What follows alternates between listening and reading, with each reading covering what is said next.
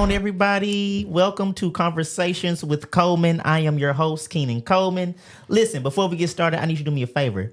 Tag everybody you know, share this, let them know that we are here. We are getting ready for the first episode. This is the first episode, y'all, and I am so excited.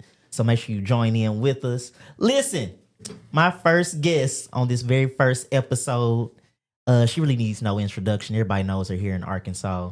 She is the one and the only Miss Dee Dee Jones. What's going on, everybody? Dee Dee, thank you for coming. Absolutely. Thank you for being here. Listen, so we're going to jump right into this because Dee Dee and I met some years ago. Oh, my goodness. Years ago. I don't think I was even out of high school yet. I don't think I was out of high school yet, but you came from my cousin, Perry Hayes. You guys came down to his Musicians Appreciation at Happy Home Baptist Church. Yes, I remember Perry. Yeah, so Perry is my cousin. You came down to Perry's Music Appreciation in Jefferson, Arkansas, and you were with the church at that time. The church was Disciples of Love, and you were a part of a group named 3 and 1. Lord have mercy. I was 5 years old. Now, that's hilarious. Yes, I used to 3 sing and 1. with some. Yep. Yes. So I had never heard your sound before. Your sound was very different.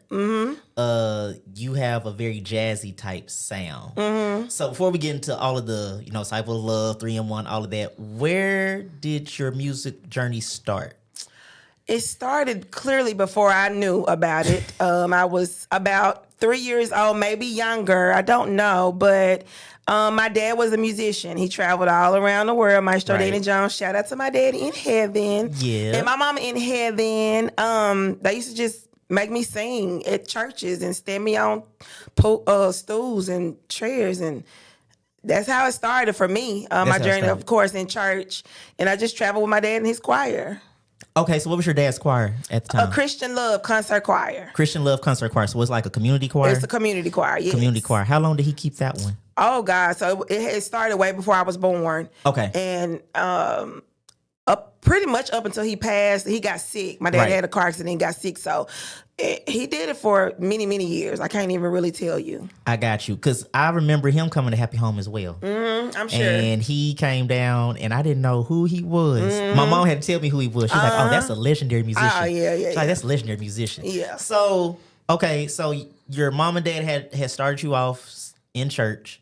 From there, where did you kind of know that you kind of had a different sound? Like, did you ever know right off? So not when I was a little girl, of course, because they had me in church Monday through Sunday. So no. But when I got into my teenage years, I started listening to different types of music because we couldn't listen to it when I was younger. You didn't not play none of that in the house. But my teenage years, I started kind of drifting out to different sounds, and I started listening to Faith Evans. The Clark Sisters was my foundation. Yeah. So I still mimic Karen and Dorinda as much as I can in Twinkie, All day long. So it started there, and then I just kind of drifted off until I started singing in school, the national anthem, talent shows, and so I started doing different things, of course, and so I just kind of ventured off. And the older I got, I started experiencing life, and so I wanted to sing about everything that I started experiencing. Right. So that's how I kind of transitioned, not so much from the church, but I started doing different things. Awesome. Okay, so yeah, because we're gonna get into that transitional period too. So 3 and 1. Okay, you guys were a gospel group at the time? We were a gospel group. Okay. And 3 and 1. So how did you guys, like, was it a high school thing? Was it like So it was a church, the Disciples of Christ. Their dad, it was the pastor. Okay. Mom was the co-pastor, and they were sisters. And I don't know how they found me. I don't really remember that part, but they found me, and we clicked. We just clicked, and we started a group. We put out music and everything. That's how we got together. Okay, so you guys had albums and stuff. Yeah, but like singles? Yeah, I don't think we ever released it. Never released it. Okay, so you got some unreleased music. Yes. Those are always the best ones, though. Absolutely. Like the unreleased music, that's always the best ones. Yes. Okay, so from there, I know then I would see you had a video that went viral.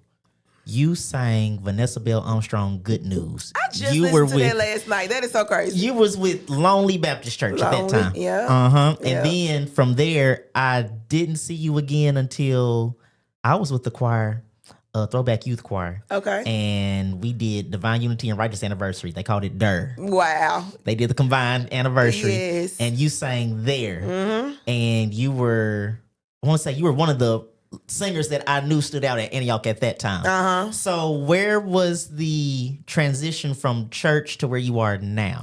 So it was pretty much after that anniversary. My dad passed away in 2012. And right in that area time, I kind of went through a little situation in my life, and everything was just kind of like, in the slumps for me. And so I've been through a lot in church, and I'm not going to get into a lot of that right now because that'll take up 2 hours. But I've been through a lot in church. Of course, we talk about church hurt all the time, but I don't really necessarily feel like that's an excuse to stop going to church. I got you. So I don't say that I was hurt in the church, but I was hurt by church people. And it kind of drifted me. I ain't gonna say it pushed me out the church, but I knew my ministry, my heart, and what I wanted to do was far across the church. I got you. I wanted to talk to people outside of the church. I got you. Because when we were growing up, we couldn't talk about sex and drugs in church. That we wasn't talking about none of that. It was Jesus, Jesus, Jesus, which is good because I need that now. But at the same token, we had a world full of teenagers that were dealing with things that just couldn't discuss in church. So I just knew it was something different that I wanted to do, and I wanted to reach more than just the people that I saw every Sunday. I got you. So with you going through what you went through in church, of course, we can't get into all of it right now, but what would you say was like a pivotal point where you was like, okay, I gotta take a little break away from church? Yeah. So my dad passing for sure. Because I was still going when my mom passed. I was just going and going and going. Of course, I have 3 boys, so I had to stay strong for them. But when my dad passed away, I just felt like I needed to express and get everything, all of the emotions out of me. I got you. And so I knew, because I had already went through a bunch prior to that. And so when he passed, it was just like, you know what, let me do something different. I tried to move to Atlanta, but that wasn't the right time for me. Really? I tried to move there. I stayed there for about 6 months, and it wasn't. How'd you like it? I wasn't ready. You wasn't ready. I was still a little mentally young up here. I got you. So I wasn't ready. Financially, I wasn't ready because Atlanta, you better come with that money. You got to have your money together in Georgia. Don't play up there. You be somewhere on this corner singing. But yeah, so I moved back here, and it took me a minute to make the transition because everybody is so used to me being in the church. I got you. Because that's where I was born and raised. They know my dad. So the majority of Little Rock was like, that's Dee Dee Jones. She sing at Lonely. She sing at Greater Second Baptist. When I made that transition, it was like, I don't know. I don't think we like her like that, you know? So yeah, I went through a little transition with that period too. But I, because my talent, you know, I'm not arrogant, but I think because my talent speaks for itself, it does. Strangers began to embrace me. And that's all I needed was one, you know, to embrace me. The church, they didn't turn me away or reject me, but I did go through a period where I felt like the church stopped inviting me, stopped, you know, kind of embracing me a little bit. But I think it was all worth it. Most definitely. Play my single. It's called Worth It. So what was one way you was able to handle that? Like, what's the best way to handle that kind of hurt when you felt like, okay, I was doing what y'all wanted me to do, and now that I kind of stepped away, want to do this, it's like people, in a sense, kind of like just stopped inviting you to their churches. Where was that? So like that kind of hurt. Definitely. It definitely hurt. So how were you able to pivot through that kind of hurt? I sung through it. I remember Lisa knows she did her. Some type of conference that she used to do. Loving Me. Yeah. Yeah, she did it in Little Rock, and she invited me. And I couldn't hardly get through my song because that was around one of the periods where I was hurt. Oh, wow. And I sung, I forgot what I was singing, and I cried, and I kind of talked about it. That was the first time I talked about I cannot sing and cry. So I just stopped singing, and I just kind of talked about how I appreciated her for inviting me because I kind of felt isolated from the church. Yeah. So the best way that I knew how was just to sing through it. So getting through that hurt, and I don't think people intentionally tried to hurt me and block me away. It was just they didn't know like what to do at that point. And I always tell people, of course, now when they ask me, I'm not singing the devil's music. I don't think it's the devil's music. I just think it's another. We go through life. It's life music, and I think when we go to church on Sundays, we have to deal with life Monday through Saturday. Right. So why are we not talking about this part? Why are we not Monday through Saturday? Yeah, you know what I'm saying? So I just sing through my pain. That's what I do now, actually. You just sing through it. My hurt, yeah. Talk to God, of course. I know he gets sick of me because I talk to him so much. So that's good to know. Like, that was one way. Do you feel like there were leaders in the church that had mishandled your gift? Yes. Okay. Yes. Yes. Oh my God. You got another question before I don't want to go there. So, because I know there was a time where I was going through something recently, and my pastor that I'm with now, Pastor Daryl Daniels, down there in Monticello, Arkansas, the Word Church. It was one Sunday he would call me and he would say, and I'll never forget that phone call. He said, I want you to know that I don't just care about the gift, but I care about the person holding the gift. Mm-hmm. So do you feel like there were most times where people actually just cared about the singing that you did and not actually cared about you as the person? Everywhere I went, everywhere I've been. And I'm not saying that those people were bad people, because I think they were just trying to keep the church afloat. Right. They have a lot of things going on, but at the same token, I just recall vividly my middle son, he got involved in gangs really bad. I was at church every single day of the week and didn't realize that I was neglecting my son. And he got involved in a gang. He ran away. He did the most, drove me crazy. But I had to go back and look at myself like, Didi, you at church every day. You're not spending time with him. So yes, I feel like somebody should have, because I'm a single parent. I have been a single parent since day one. And so I feel like somebody should have said, you got to step back a little bit. You know what I'm saying? And handle home. Let me take care of your soul. And you hear it every day of the week. Right. So yes, I feel like I was mishandled. So that balance of life and being a singer, it was like trying to find a balance. Of life and then being the same thing. Also like your family. I think many times as artists, we be so busy on our schedules that we also neglect our family. Absolutely. So but the older I've gotten, baby, my boys are the center of everything I do. And they grown. Everything. So how old are your boys now? So my oldest, Lord, I'm still 21. Keep that in mind. But my oldest is 27. My middle boy is 24. And my youngest is 19. Okay. Yeah, they all grown. They all grown. So are your boys into music too, like you? Oh, yes. My oldest son is a DJ now. Okay. Yes, he's really, really good. My middle son, he dances, but he can sing as well. But he's a really good dancer. My youngest son, I don't know what he doing, child. He's playing the game every day.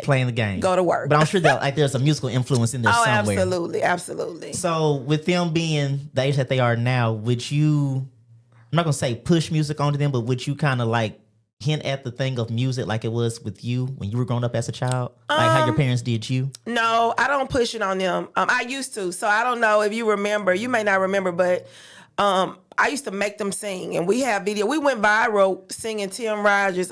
What's his fast song? Tim got. I think I remember the video. I can't think of the name off the top of my head. But we went viral. And I used to make them sing. We have so many videos.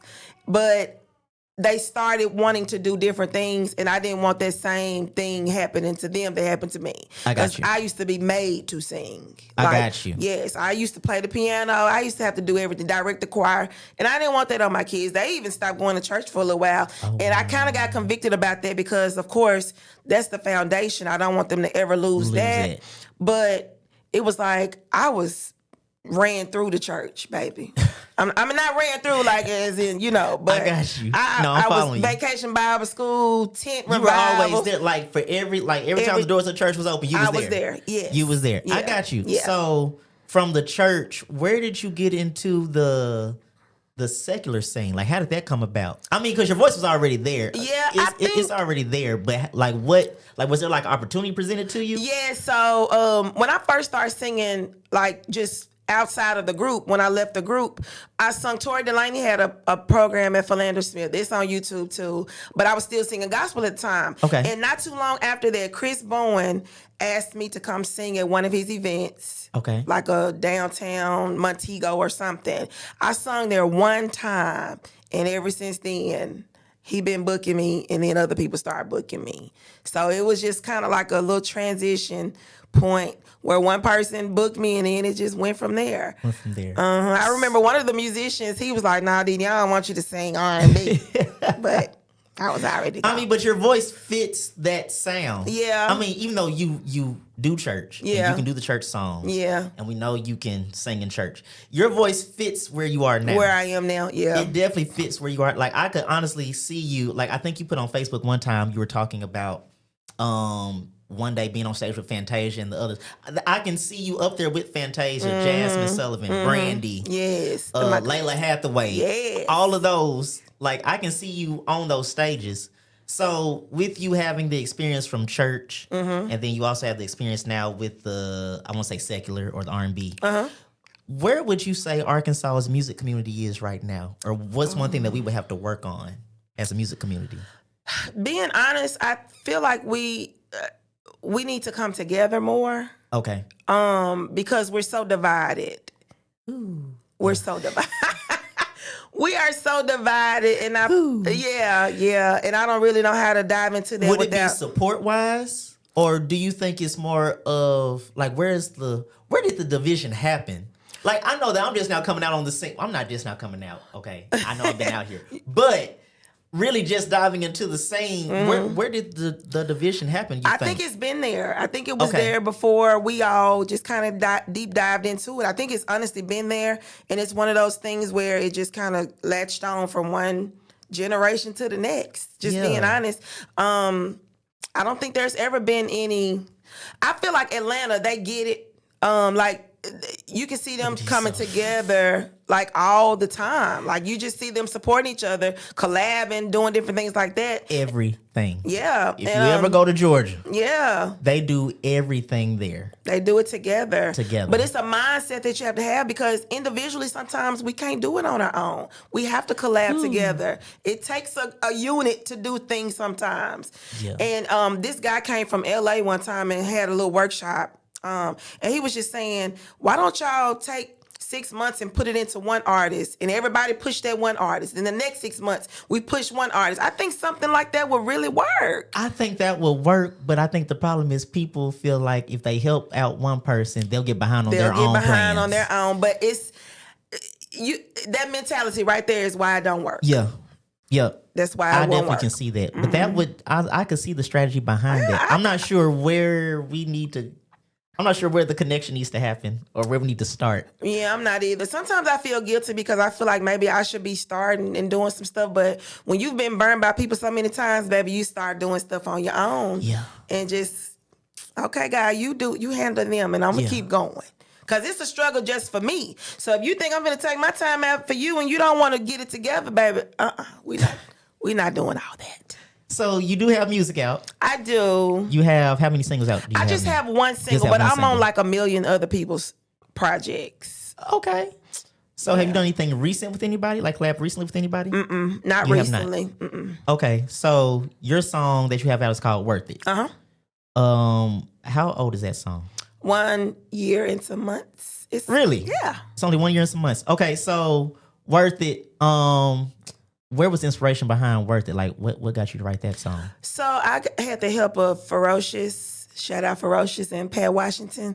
We all kind of wrote it together. I think I wrote the hook. Okay. And they wrote the verses, and we kind of collabed on everything else. But it was just probably them seeing me talk about different things and singing different songs. You know, I normally sing. I tell people I don't sing a lot of love songs because I ain't really never been in love. I love people, but I ain't never really been in love, so I don't sing a lot of love songs. It is. And so the type of songs that I sing are kind of different from the other artists here in the city as well, just the cover songs, because I sing from a place of things that I've been through.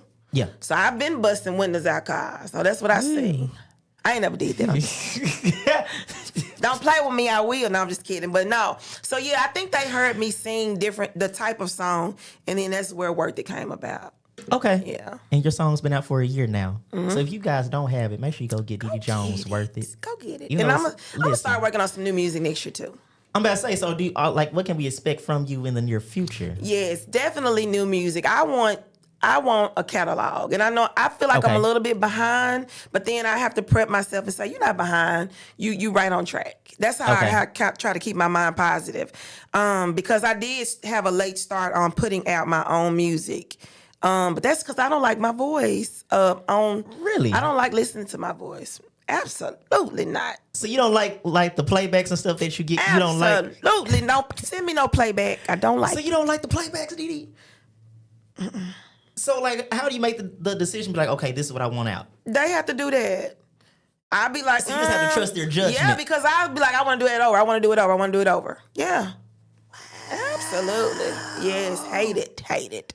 So like, if you hear yourself on the radio, like, do you get like a certain exciting feeling, or do you just kind of be like, No, oh, okay. I do, especially the radio. Every time I hear my song on the radio, I'm like, oh, it's me. But I still feel like I could have did better on that song. I feel like I could have did more. I feel that. Yeah. I can understand where you're coming from with that. I was watching something on Instagram. Ty Tribbett was talking to Melvin Crispell. I saw that the other Because day. Melvin was talking about the same exact Yep. thing, and it's like you say that, But because you don't hear what we hear. you don't hear, and like, it's like your gift is different. Yep. Your gift is different. So like every time you hear the run or something, you be like, oh, okay. Yeah. But then you be like, oh no, I didn't land that right. I didn't Or, land no, I it. didn't. It didn't even. Yeah. And comparison is crazy too. I don't compare myself with other people. I know I'm not the greatest singer, but I do know what I bring to the table. But at the same token, that pushes me to work harder. I'm practicing. I don't like to record videos. They be like, why haven't you recorded? I don't like to do it. I did it on wow. TikTok one time, and I got a really good response. And Lavelle was like, Didi, the people like you. But I just don't like to hear myself raw like that. I don't. You don't like the raw cuts. I got you. Yeah. So what does what does your preparation time look like? Like, what is in DG Jones' playlist? Like, what artists? It ain't got to be gospel. No, It can be a mixture. But I'm gonna tell you, so I do listen to gospel probably now more than I do secular. Okay. And it really depends on what's like my mood, what's going on. But every single day, now this is recent, but she is one of my go-tos that I listen to, and that's Lisa Knows. So this revival CD, I don't play nothing else. She gets played. Shout out to Lisa and the Brown Singers. Listen, you open my playlist right now, it's live in Dallas, and I'm constantly rewinding. Now even before Lisa got really, now Lisa's been doing her thing since she was a little girl, but I remember listening to her on YouTube back when she used to sing with the choir. It was some choir she had a long time ago. I remember her talking about that. And yeah. I started her back then. So I've been listening to her forever. But Nikita Clegg, Fox was one that I used to listen to back in the day. And she's from Arkansas as well, she's from Arkansas as well. She's from a powerhouse. Yes, but gospel, that's kind of my go-to.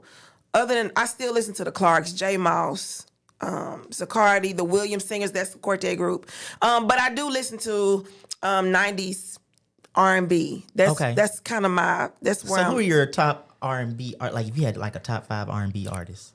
R&B? Yeah. So I don't know where to place Kim Burrell, but that's my favorite singer in the whole wide world, okay? In the whole wide world. That's fine. We can go with top 5 artists. Yes. But singing-wise, Whitney Houston. Oh, yeah. Jasmine Sullivan, Brandy. Oh, yeah. Now, Fantasia is my favorite entertainer Okay. ever. I'm following you. Beyonce goes right up under her, but Fantasia is my absolute favorite entertainer. So did you go to the Beyonce tour at all? I have not been to see Beyonce, and I want to go. Did you go to Chris Brown tour? I did not do Chris Brown. Brandy, I just gonna went have to to go. Brandy. I know. We got to go to one.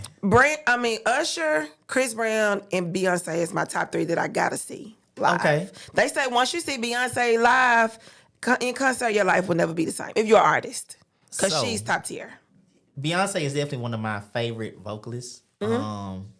Most definitely Brandy. Like, you got some heavy night. Who is one artist that you hear and you're like, if they weren't doing gospel, they would kill the secular world? Daryl Walls. I can't argue with you there. I can't argue with you there. Daryl Walls. Daryl Walls, I think he had actually sampled an R&B track that he did. He did. Never released. And he put it on Instagram. I was like, oh, dude. It's a couple still on SoundCloud that he did. I was like, oh, dude. Yeah. Oh, PJ Morton, he my favorite too. He's one of my favorite too. But yeah, Daryl Walls did one of PJ Morton's songs. It's on YouTube and killed it. And I'm still to this day be like. Yeah, Daryl is not of this world. Shout out to Daryl. Yeah. Another person, I think everybody agrees, Leandria Johnson. Oh, yeah. If she ever. Yeah. If she ever did secular music, yeah, she'd be something to. Zacardi too, he can do it too. I've heard him sing, he did Purple Rain at one of my concerts and went viral about 10 years ago. And he's out of this world. He's on my top 5. But J Mouse is did I say J Mouse was my favorite? Yeah, you did. You said he was in the list too. J Mouse, Zacardi, yeah. Okay. So with you, I think recently I saw you were somewhere and you connected with EJ Jones. Yes. EJ Jones. Could we see a collaboration in the future? Absolutely. With you and EJ? We talked about it too. I first met him when I was in St. Louis. We did a show together in St. Louis. That was my first time meeting him. And he was wowed by me and I'm wowed by him. And I was like, we got to do something together. We cousins. Are we cousins? What's going on? So we talked about it. He was here not too long ago. But he's so cool. He a YN in real life. He just a laid back young boy. Yeah. Okay, Yes. so we can expect new music from you. Where are you gonna be next? Like, where can people follow you next at? Like, any kind of shows or anything coming up? Yeah, I haven't did a big show for myself in a while, but I'll be I think the next big thing I'm doing is Jingle Mingle, and that's like in December. Okay. Baby, I got more shows than that. I got a show Thanksgiving night. Let me run Thanksgiving it back. night. Yes, at Taboo. Thanksgiving night, I got a show at Taboo. I'm really doing something pretty much almost every week. I took the past 2 weeks off. But yeah, pretty much every week I'm somewhere. I don't do as much as I used to just because I want my value to stay. It's really hard in Arkansas when you're performing so much. People can, even though you can be the greatest thing walking, but people can get a little burnt out. Yeah. So you got to scale it back and let people miss you sometimes. Because our music community is small in Arkansas. It's very small. It's small, so it's like you always see each other on different events. Yes. Yes. So yeah, if you ever see Dee Dee live though, y'all, I'm telling you, it's an experience. I haven't went to one of her shows yet, but me and Dee Dee did a show together. I want to say it was last year. We did the Peace Lily honors. Oh, yes, and I missed this year. You missed this year. Yeah. Yeah, we did Peace Lily honors. I was like, oh, I'm gonna sing with Dee Dee. Oh. And Keenan dumped the house, okay? Thank you for keeping me, baby. I tell everybody, I think me and Keisha Braggs talk about that all the time. That's probably one of my favorites. Do you hear me? I appreciate you. Ooh. Every time I go somewhere, they always ask me for thank you for keeping me. Absolutely. So What's the name? Is that the name of the song? It's called Declaration. Babe, we don't even know the name of the song. Thank you for keeping me. But I'm about to say, everybody names it thank you for keeping me. Yes. I think Chrissy P, she says she remembers Lead Me to the Rock. That's another one. That was my first time at Peace Lily Honors. And I think they said that this is the 3rd year that they did it. Oh, it is. So I've been there from the first one. Mm-hmm. Oh, wow. You are hot commodity, baby. Them 2 songs right there, honey. That Lead Me, I forgot about that one. Lead Me to the Rock. I was just in Kentucky and they told me Lead Me to the Rock was the declaration before declaration was declaration. So that song is everything. I appreciate y'all. Yes. I do. But yeah, Dee Dee, if y'all ever see her live, definitely go check out her shows. Where can people find you at? Like social media, booking, all that. Give them all the... Yes, please email me, book me, ddjonesmusic@gmail.com. But you can find me everywhere, social media, Google, YouTube, Dee Dee Jones. Don't follow me on Snapchat. Yeah, but everywhere Dee Dee Jones, Cash App Dee Dee Jones, everywhere. Yeah. She said, don't follow me on camera. I'm just playing. I don't post over there no more. I done been delivered from Snapchat. But yeah, everywhere Dee Dee Jones, you can follow me, and my booking information is in my bio. Perfect. So if you guys want to book her for a show, it doesn't have to be in Arkansas. She'll travel everywhere. We go everywhere. Yeah, literally everywhere. Yes. I've seen Dee Dee, like I say, I've seen her grow from when she was in 3 and 1. Oh my God, I can't believe you remembered that. Because we were like Happy Home wasn't in the building that they're in now. We were in the white building with the red interior. And y'all came down. I forgot what y'all sang, but Disciples of Love I killed remember that whole. I was like, who is these people That is crazy. coming down here? That is crazy. Yeah, you stood at like I say, you have like a jazzy, different kind of sound with your voice. That was another reason why I kind of transitioned too, because I feel like I was always doing too much. Yeah. I feel like everything was a run or everything, but I had to scale back as well because I used to run all the time. They'd be like, girl. Okay, so let's talk about that. So before you go, where did you start? I can't run. Save my life. Baby, I'm not an expert either. I'm not an expert. Dee will run you under a pew or a chair or a table, baby, whatever y'all use at these shows. Listen, these kids these days are drinking some kind of water and they running. No. Dee has a mixture of Layla Hathaway, Kim Burrell, Brandy, all in one. I just want to know, is there like what goes, like, how do you place your notes? Zatoria told me this a long time ago. She was like, how do you come up with it?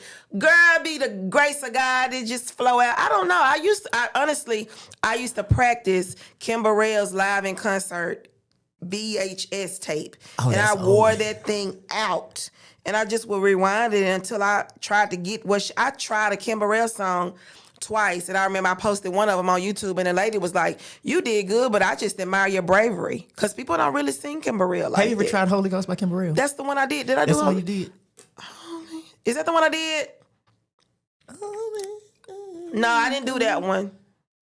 Yeah, Will would never play that one for me. I did. He would never play that one, but I forgot the one. It's on YouTube right now to this day. You still can see the woman's comment. She said, "I admire your bravery." We're gonna have to listen. I would love a Dee Jones and Kim Burrell collab though. Oh, I wouldn't, babe. I'd be looking at her like this, like, girl, please. But no, like seriously. So like, when you're at home, do you like practice your notes or anything? No. So like the runs just come naturally. Yeah, because anything that I practice, I really don't remember. Like I can't sing the same thing the same way. Not too much. Yeah, you'll never hear me. That is crazy. Yeah, it's some things that I do that's the exact same, but I always try to reinvent the wheel because I don't want nobody to be like, she do that all the time. And Kim Burrell, you'll never hear her sing the same thing. But I admire that because every time I sing a song and they're like, how do you drive? I make sure I critique myself. Yeah. To not repeat my words. Absolutely. You're different every time. Every time. I get that. But your run, yeah. Baby. Dee got something different with her. See, they keep me going. They keep mine. She got a different, I don't know, she got a different something going on. But I know one collab that is going to happen is Dee Jones and Keenan Coleman. We're going to have to do a song together. Period. Real soon. Yes. I'm not gonna say when, but y'all just stay tuned for that for sure. It's coming. Yeah, yes. I'm gonna let her take it on. I'm gonna just do the front end. Whatever, the way you drive songs for 30 minutes. I'm gonna let her. I'll be on the pew. I will let her take the whole back end because that's hilarious. But that is amazing. Zatoria even asked, "How do you do the?" Okay, she did. But that's if y'all don't know Zatoria Curry as well. Oh Lord. Yeah. Oh my good, no words. No words at all. But Dee, I thank you for being my guest on the show today. Absolutely. I'm so proud of you. Keep this up. This is amazing. Thank you. So this is episode 1. You guys make sure you stay tuned for the episodes to come. And once again, this is Conversations with Coleman. I am your host, Keenan Coleman. We thank y'all for joining us.